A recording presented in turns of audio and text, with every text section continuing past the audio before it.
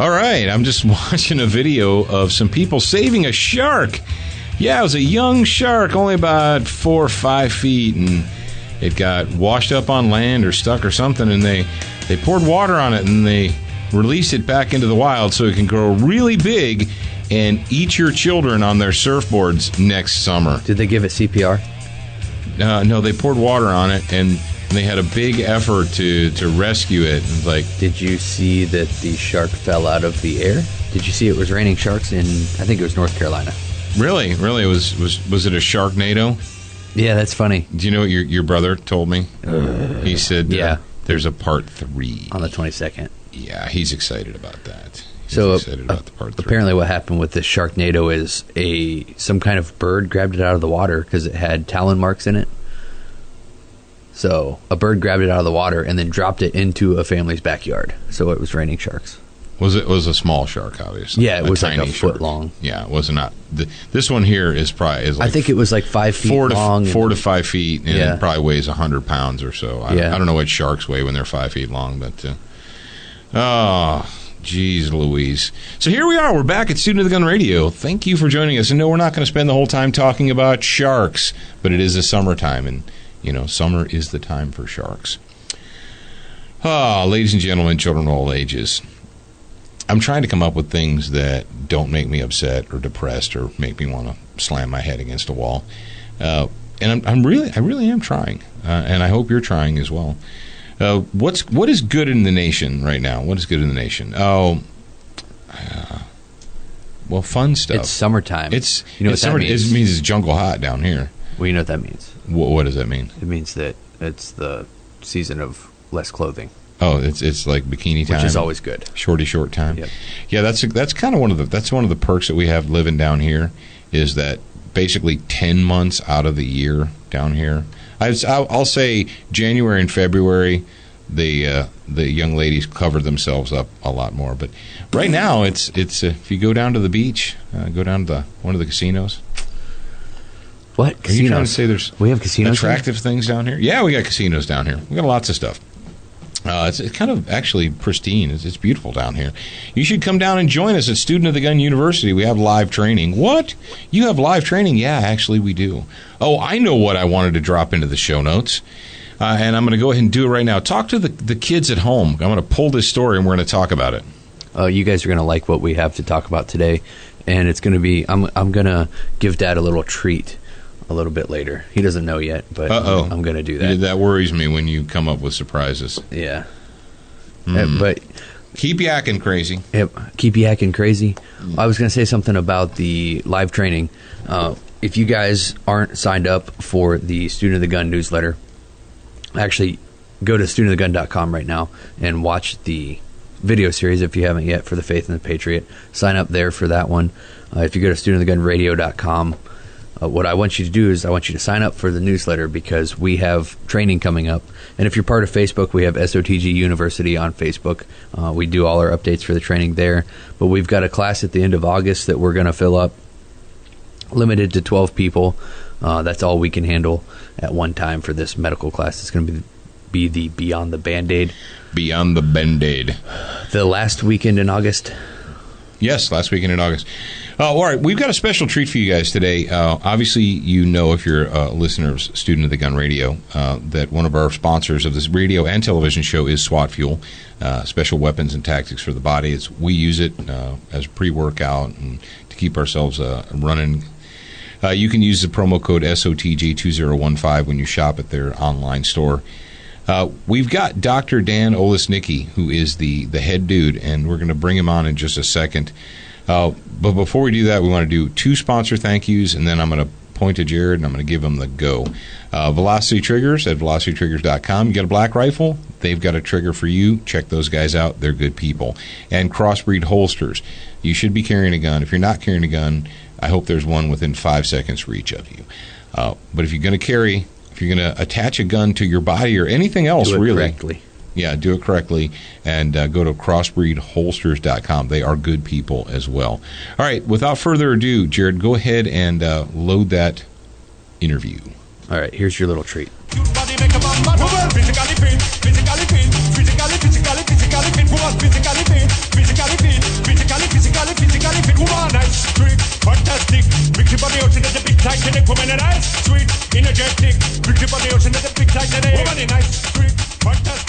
On the line with us right now is Dr. Dan Olesnicki. He is the head dude at SWAT-Field. You guys have heard from him before on Student of the Gun Radio.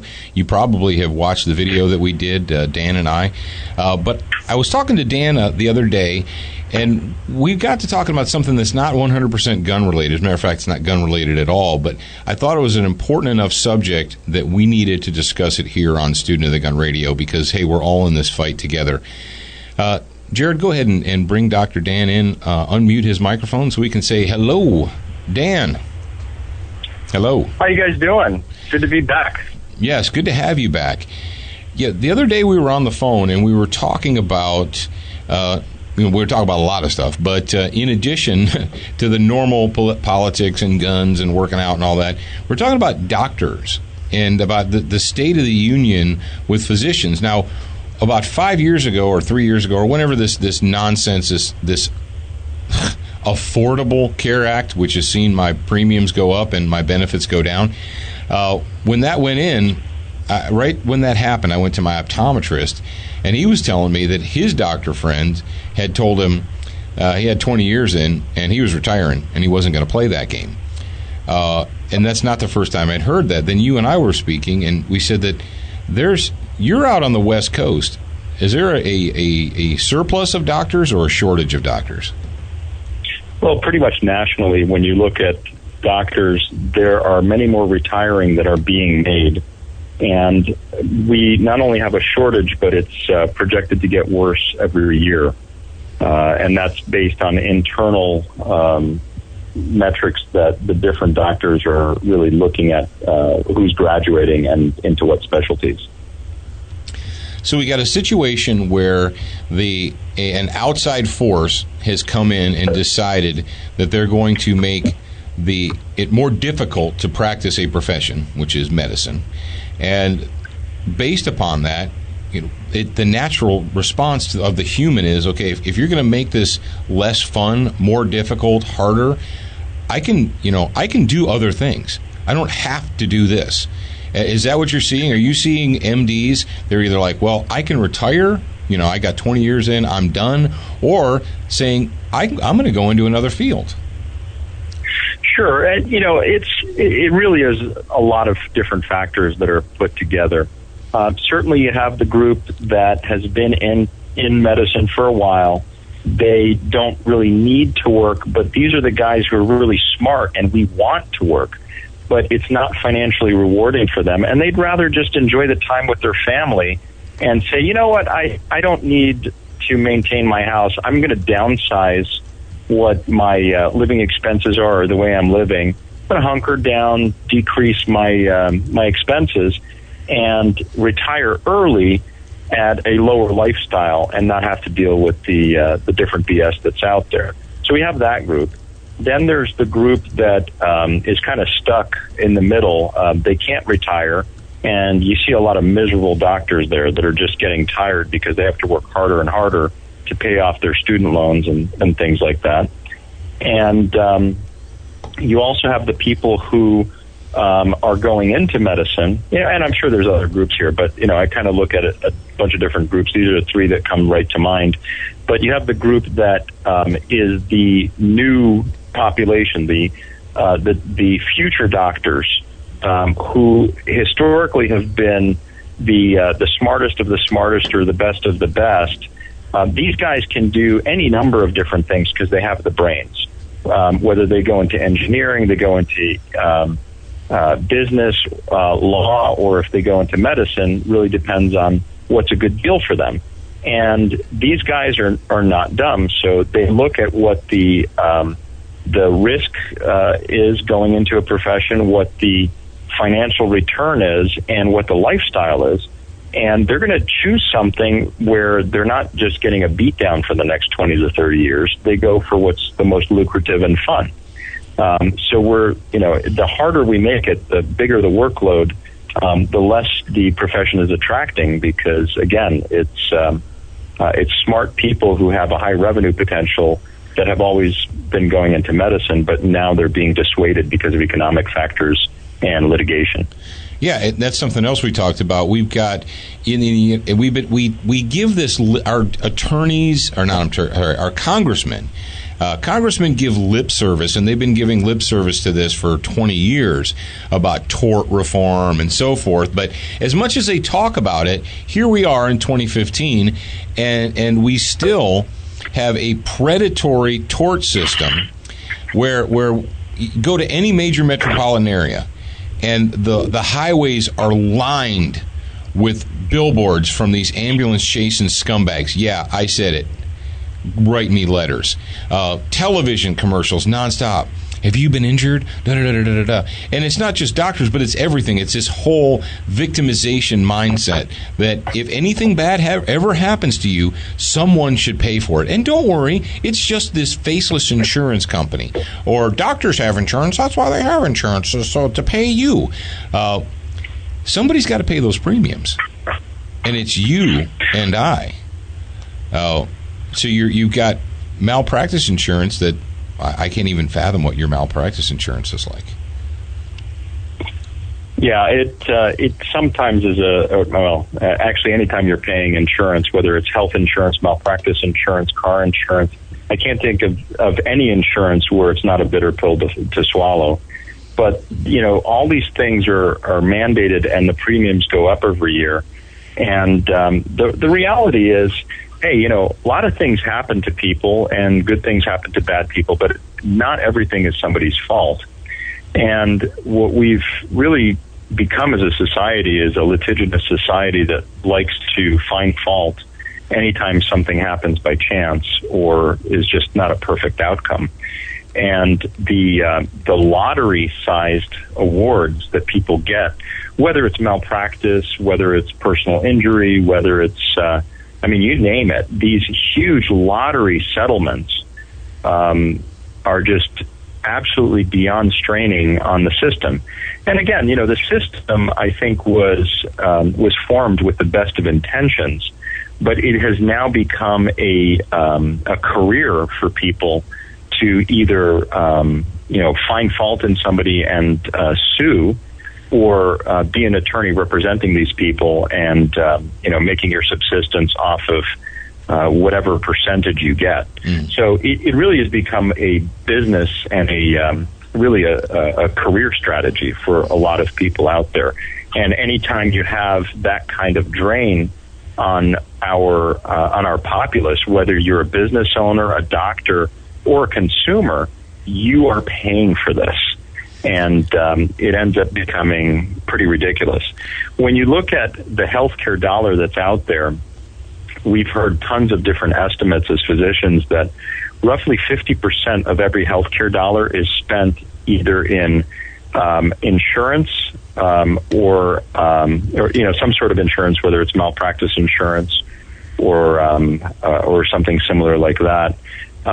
As well as defensive medicine, which is ordering tests and studies just to prove what you already know as the case so that you're defensible in a court of law. Yeah, that's something that I wasn't really hip to, the defensive medicine, until we published an article on Student of the Gun blog called Defensive Policing. And in the article, he went and he talked about defensive medicine. And the reason you're like, well, how come it costs $1,400 to go to the emergency room to get 5 stitches?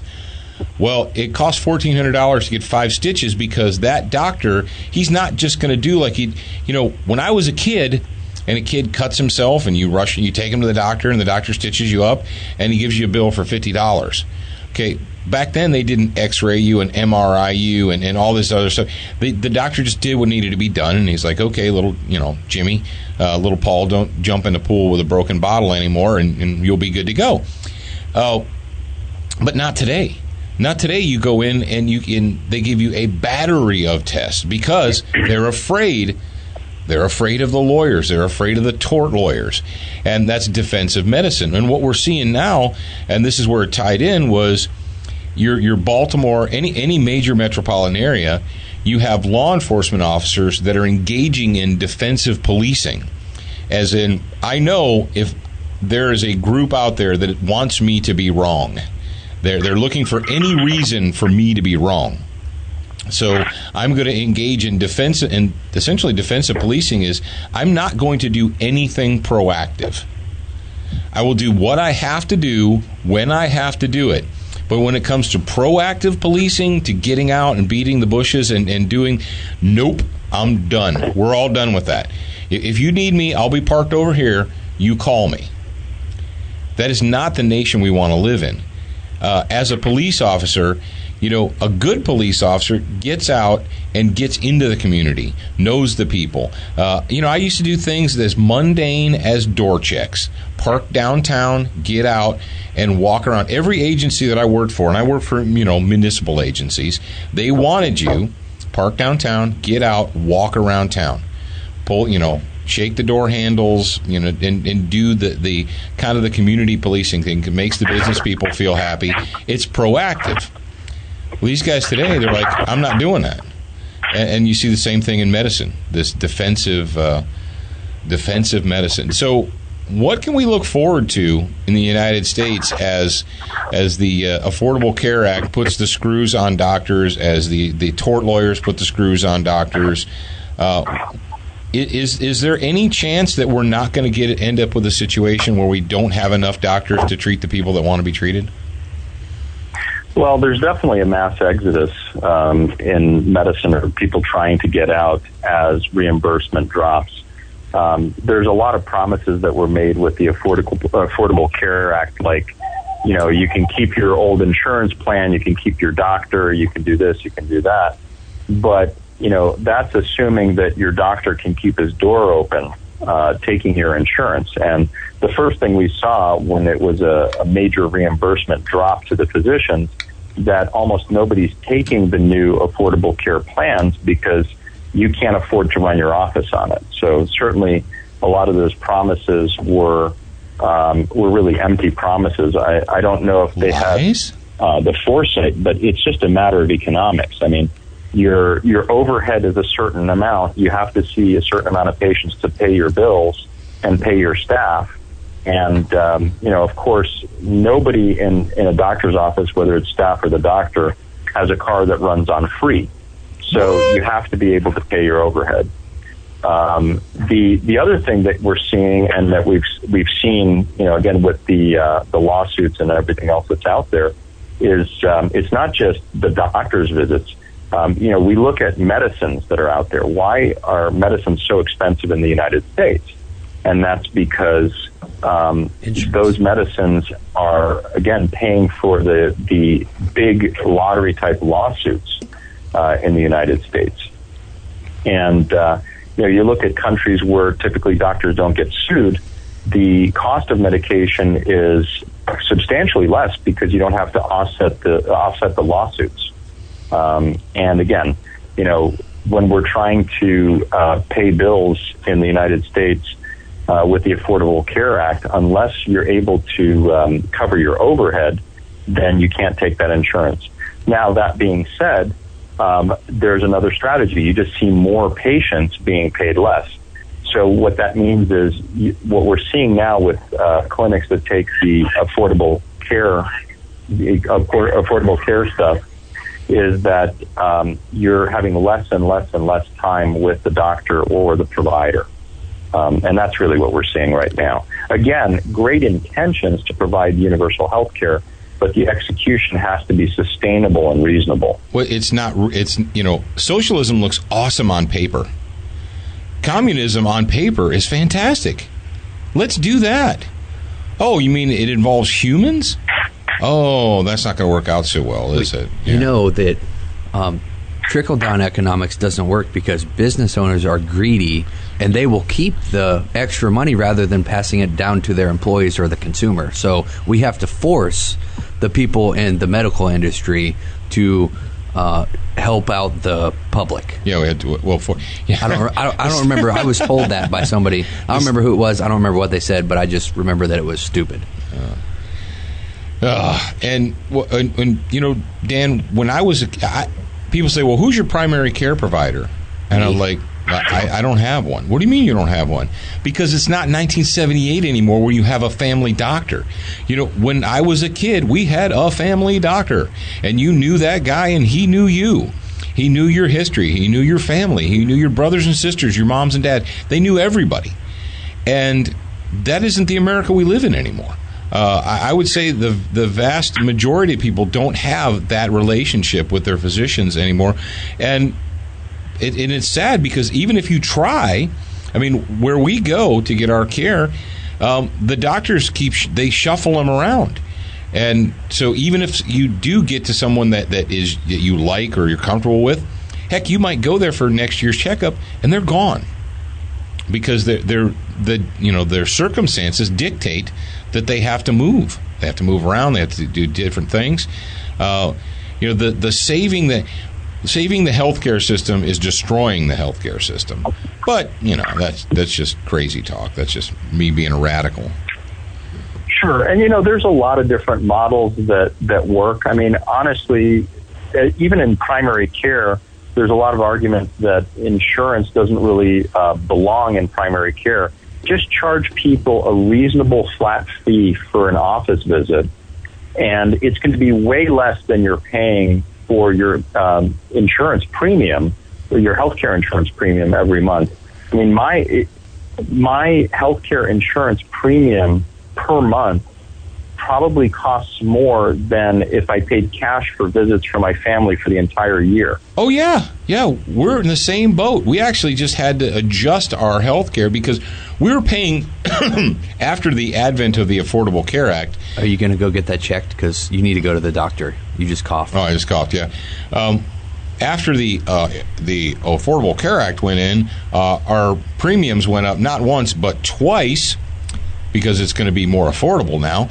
And they said, well, you can keep the same program you had 3 years ago, but it's going to cost you more. I'm like, I'm sorry, but that was a lie. What? The communists would lie to you? That's crazy talk. But yeah, Dan, have you ever worked with the Amish?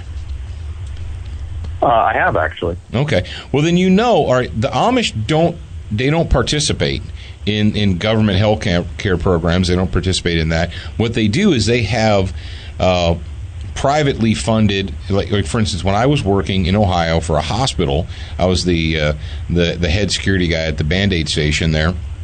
It was a predominantly or a large Amish population, and they had, like we were talking about, they had a pamphlet. They had like a threefold pamphlet of set prices for the Amish because they paid their bills from, I think it was called like the Mennonite Relief Fund or the something relief fund. Essentially, they all pooled their money into a central fund, and if one of them had to go to the hospital to have a baby or to get a broken leg or whatever, they paid the hospital cash. They wrote them a check for however much it was. And so this is the crazy thing. So the hospital said, oh, if you're going to go ahead and do that, then we'll give you, this is your rate. This is your special rate. And so when I found out about that, I'm like, whoa. So how do I get on that? Well, no, it's for the Amish. Like, but I want to do that too. That's a good deal. And the crazy thing is the hospitals knew that it was a good deal financially for the hospital because they knew they were going to get paid immediately. They weren't going to have to wait for the companies to reimburse them 30, plus 30, plus 60, plus 90, whatever. So they had a capitalist system in place for the Amish, but not for all the other knuckleheads that were participating in their various other programs. Correct, and believe it or not, that system over time seems to be much more. It is much more stable, but it seems to be much less expensive. Oh yeah, and that's really back to basics, the way it used to be. So again, there is a place for insurance, but there's a certain point where you're over-legislated and over-complicated. And the Affordable Care Act is just such a labyrinth of paperwork that it doesn't make sense to anybody. That's the really scary part. And the other thing, again, it strikes me as amazing that doctors were not consulted in the creation of the Affordable Care Act. and it was, I guess it was put that healthcare is too important to involve doctors. Yeah, it's too important to get doctors involved in planning it. We've got to let the insurance companies and the AARP get involved in that, because they're the ones who stand to Correct. make the money. What? They're making money off of that? What? No way. Yeah, when you have the government mandating the purchase of a product, the people who sell that product probably think that's a great idea. But then again, well, Dan, tell us: is there anything new with SWAT Fuel that you want to hip our listeners to? We were hinting when you and I were talking earlier, or if there's not, just say no. I'm holding it close, and I'll tell you later. Well, we've already kind of talked about the 45 caliber formula that is a recovery formula. It's our first drink that's out, and it is still right now being tested with our usual cadre of SWAT cops, Navy SEALs, and Force Recon Marines. We're tweaking the formula to make sure it's to everybody's specification in those units. And, we're looking at everybody's different inputs. We're also looking at performance data on a lot of really heat exposure, heat-related activity, and severe endurance activity with this actual drink. And we're getting some great results. The only thing we're still tweaking and getting refined is the flavoring. Because, again, whereas SWAT cops, Navy SEALs, and Force Recon Marines will pretty much be able to stomach anything past the gag reflex. We want to make sure that for the general public it tastes a little bit better than it does right now, because it's a little hard to stomach right now. Okay. But I think we're going to end up with a citrus mango as the flavor, which is not too bad. But we're trying to keep it as low calorie and low sugar, and certainly really avoid any kind of artificial flavors. Keep it as natural and as potent as possible without making it taste like your left shoe. Oh, there you go. I tell you, the kid over there on the other side of the glass could use some serious recovery formula. He's been killing himself in the gym this week preparing for a fight. And we went out to the range, and we were sweating like prostitutes in the house of worship, going through multiple shirts, because we're into the jungle hot down here. Yeah, you're like, it's only 88. Yeah, and it's 108 heat index, but we're good to go. So, yeah. Well, I can tell you my personal anecdote with the new formula. I was running. I run for a lot of my PT because I'm on the SWAT team. And you have to stay acclimated. So I was running the other day in 115 degrees, ran 5 miles, and that's a decent amount that you're running. But I ran out of the new formula, and I was using a regular hydration formula. And when I was done, I was really gassed, just absolutely wiped out. But what was interesting is later on, even though I aggressively hydrated, I was going through a lot of muscle cramps. No matter how badly I hydrated, which I wasn't getting while I was running on the SWAT Fuel. So it's definitely working, and that's the feedback we're getting. You can really push harder on this formula than you can on others. So I can't wait to release it to the general public. It's going to be a lot of fun.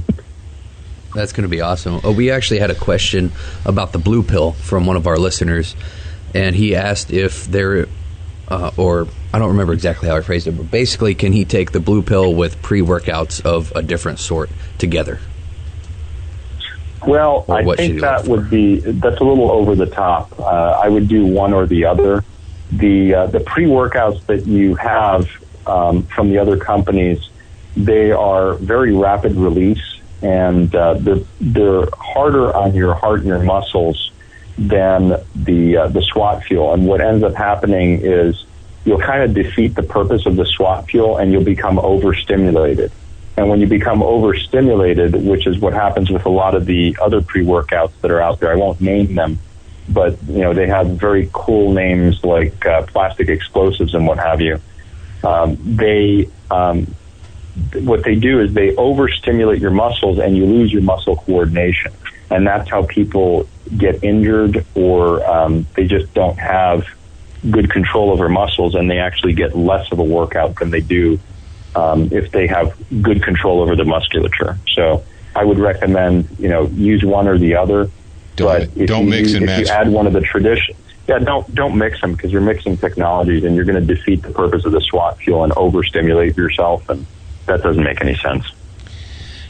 Quit thinking so hard. You got anything else, Jared? No, that was it from. Okay. Well, Dr. Dan, thank you very much. It's Dan Olesnicki, the head dude at SWAT Fuel. We appreciate him. He is an active doctor, and he's in between active doctoring today, so we're going to let him go. But, Dan, we appreciate you joining us today and kind of giving us the lowdown and giving people something to think about. I appreciate the time, and good to hear you guys again, and I'm going to go back to stamping out disease. There you go. Take care, Dr. Dan. You got it. All the best. Bye-bye. Bye. Once again, thank you to Dr. Dan for taking some time out of his busy day. That dude is a busy dude. He's an on-call SWAT doc. He's the CEO, head dude at SWAT Fuel, trying to run that, and he's also a full-time doctor. He's like a full-time plus full-time doctor. So there you go. We thought you guys would appreciate that. Rather than me, Jared and I were talking about it after Dan and I spoke on the phone, and I said, rather than just having me paraphrase it, oh, man, you know what I forgot to ask Dan about or have him say was about where he met David Lee Roth for the first time. Oh, man. Next time. We'll do that. How about we do that for the grad program? That'd be kind of a cool story for them. Yeah, he's a busy dude, and we can't just be calling him all the time, asking him to get on the radio. But we're a student of the gun. That's true. We are kind of a big deal. Yeah, my apartment smells of rich mahogany. Rich mahogany and many leather-bound books. That's right. And my dog talks to me. That's right. I'm not even mad. I'm impressed. All right, I want to be friends with it. I want to wear it like a hat. All right, Frog Lube. Speaking of, it just works. It's minty green, and it just works. If you're going to use Frog Lube, you're like, well, I can just use Frog Lube, and I'll never have to clean my guns again. No, you kind of actually have to scrape the crud off of them once in a while. But Frog Lube makes it easier to do that. Century Arms, makers of the Fury shotgun and the C39 V2 and all their other cool products. Check those guys out at centuryarms.com. Brownells. Brownells has got a lot of new products. One of the new products, we got a box from Brownells of some stuff they wanted us to test out. The Magpul, what are they called? They're calling them the GL9. The Glock 9, basically GL9 stands for Glock 9, but they're Glock 17 magazines made by Magpul. We tried those out. We've got their new AR-10 magazines from Brownells. They're Brownells signature mags that we're going to be trying out. Tried some new ammunition out from SIG, and it worked just great. And what else? What's the other thing? We talked about remember the ammo brick storage cans that we talked about a month or two ago? We're going to get one of those, and we're going to test that thing out. If you got a gun, you do. What? Brownells has something for you on their catalog. Even if you don't have a gun, they've got something for you on brownells.com. So check those guys out. Duracoat, we talked about them. Duracoat's can technology, the DuraBlue can technology. You want this stuff, I'm telling you. Now, here's the deal, though. You can't just shake it up and spray it on top of 29 years worth of Hoppy's No. 9 or Rem Oil. You actually have to. The most important part of refinishing a gun or finishing a gun or whatever is the prep work. I'm not kidding. If you're lazy, if you're too lazy to strip off all the old Rem Oil or CLP or Hoppy's No. 9 off of your guns, don't try and do it yourself. Just nut up and say, I can't do it. I'm too lazy to clean this gun. You need to put it directly onto the metal, the wood, the aluminum, the whatever. But if you're willing to do that, and if you can follow instructions for at least 60 to 90 seconds, then you can refinish your guns at your own house, in your own shop, your garage, whatever you want to do. So check those guys out. Duracoat products, Lauer Custom Weaponry. You can order them pretty much from everybody. I think they're on brownells.com. I think they're on Midway. Just do it. Okay, this story works really well with our doctor shortage story, our medical shortage. You're like, I thought this show's about guns. Calm down, hippies. It's not always about things that go bang. It's about life. It's about being a student of the gun. And here at Student of the Gun, we believe that if you are carrying a gun, if you're smart enough, intelligent enough, wise enough, experienced enough to defend your life with a firearm, you should also be all those things and be able to defend yourself from a bleeding death or protect someone else from dying. What do you do while you're waiting for the ambulance to arrive? And it's not always a shooting or a stabbing. Sometimes cars smash into other cars and people get hurt. Sometimes people fall off of stuff or stuff falls on them. Okay, the ambulance is coming. It'll be here in 10 minutes. What are you going to do? Hopefully you're going to, unless you're a piece of filth, unless you're a piece of crap, if you see someone bleeding to death, you're going to want to help them. But will you have the skill? Will you be able to do anything? Or will you just stand there gawking? And that's what Beyond the Band-Aid is all about. But this story comes to us from Fox59.com, from our old stomping grounds of Ohio. Let me see. The title is Man Arrested, a Dateline, July 16th, 2015, posted by the Tribune Media Wire, Fox 59. Man arrested after recording video of fatal crash, never attempting to help teen driver. And you say, you can be arrested for failing to help someone? No, hang on, calm down. Lorain, Ohio, a man who recorded the aftermath of a crash that took the life of a 17-year-old boy is now facing charges. Shortly before 1 a.m. Monday, a car crashed into a house on Kansas Avenue in Lorain, Ohio.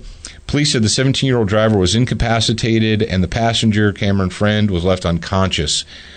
He was taken to an area hospital where he died from his injuries. Neighbors rushed to help the teens while they waited for paramedics. However, police say that Paul Pelton of Lorain didn't attempt to aid the boys. Instead, he recorded the video on his cell phone. That's a nice guy.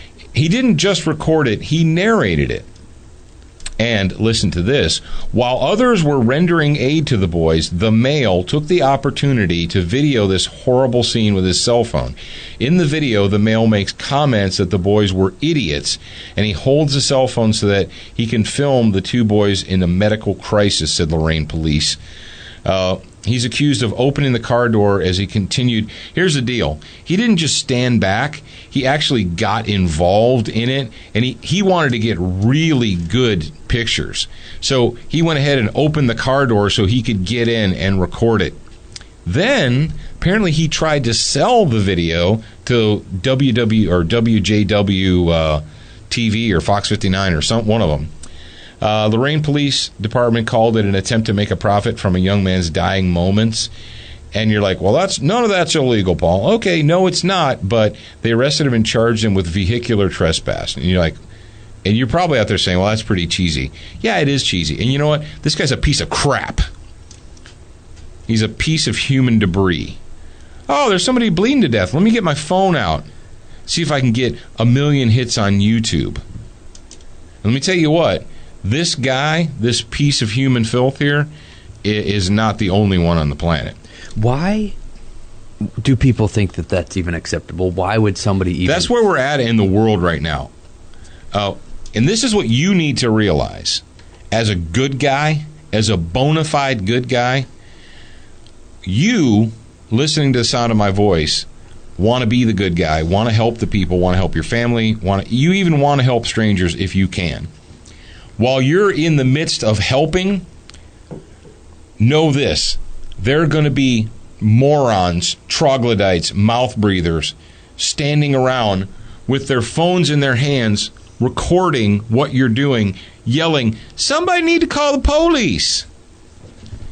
Yeah, that thing that's in your hand is a phone, it moron. Should be a med kit. Yeah.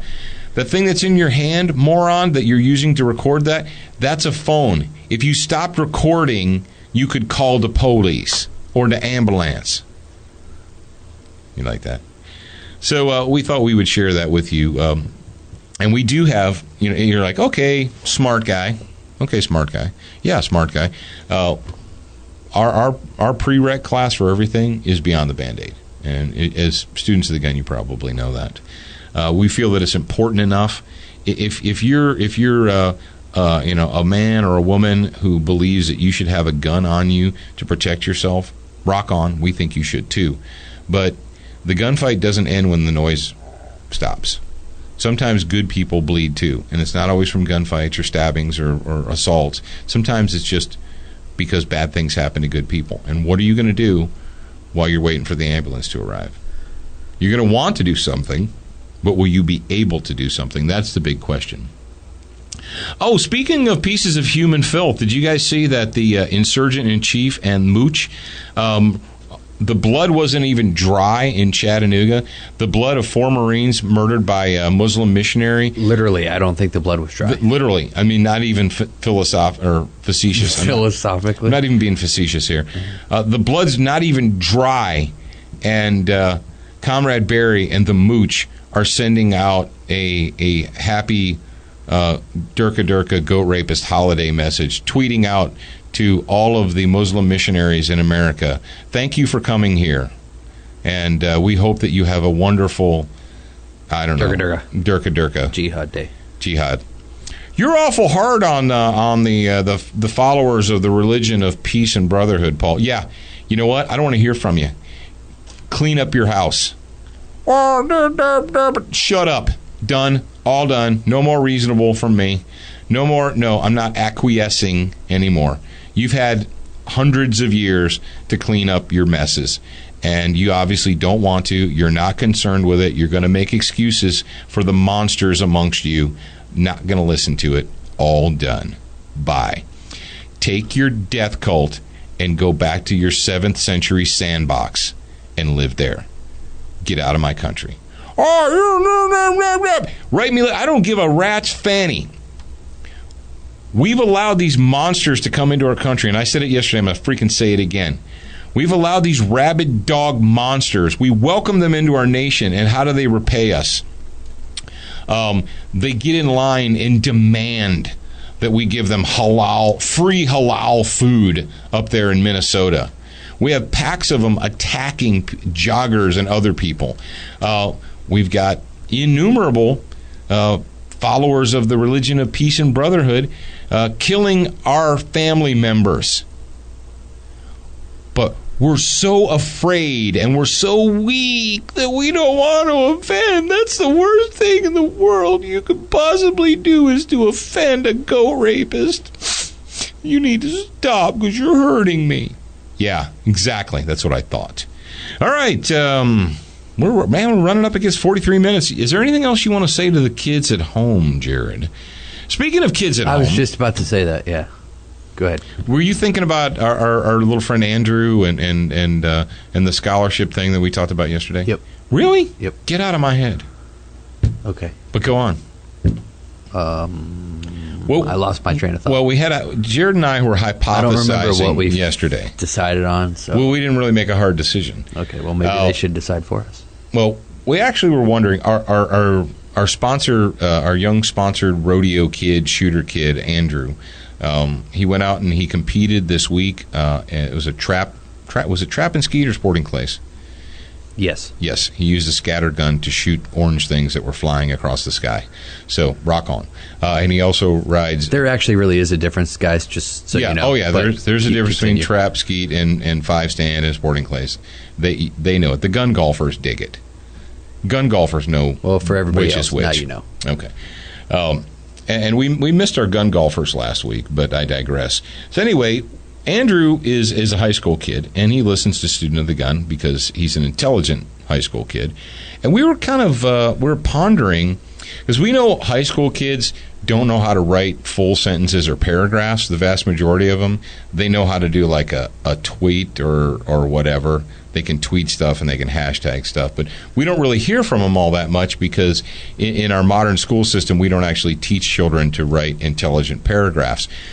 So we're wondering, would it be worth our while to put together a Student of the Gun kind of a scholarship program for our young skulls full of mush out there, especially the ones that are being tormented by our public school system? What would we do, send them a book? Well, that's what we one were of each thinking. book. We were thinking about putting together like a package of information for them.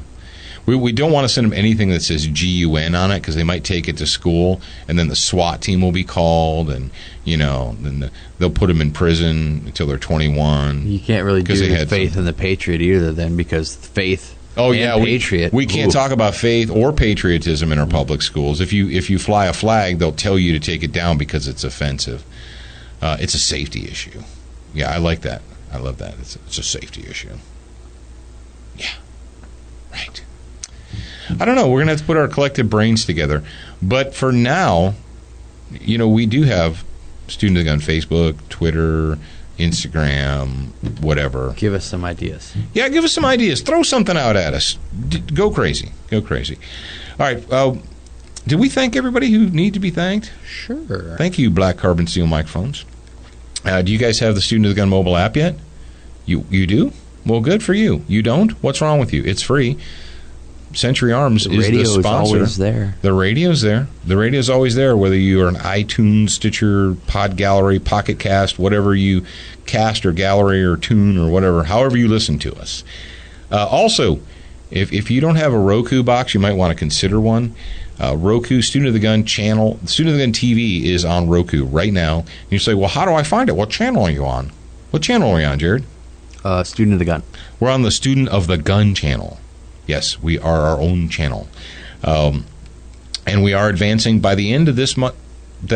It's moving forward, right? Amazon Fire TV is moving by forward. the end of this month, it should be approved. It's in the approval process now, so we'll figure out more when they contact me. Well, I hope they don't figure out there's guns in it and disapprove it. Then we got Apple I don't TV think in the Amazon's queue. that like that. No, our books are on Amazon. Oh yeah, that's right. Yeah. It'd be kind of messed up to tell us we couldn't put the show, Student of the Gun show, on Amazon when all of our books, or at least the majority of our books, are available on Amazon. Apple TV, Chromecast, and eventually Xbox Live. We're going to knock that domino down for all you young crumb crunchers out there that have Xboxes. And you know that half of you do. You know you do. That's how I watch my TV. I watch TV on Xbox. On the Netflix. Number one, Netflix. I just thought of what you were talking about in the truck. But Yeah, I'm not me gonna too. Say it. All right, kids. Is that enough for today? Did you get your fill? If you didn't, I don't know what to tell you. Remember, you're a beginner once, but you should indeed be a student for life.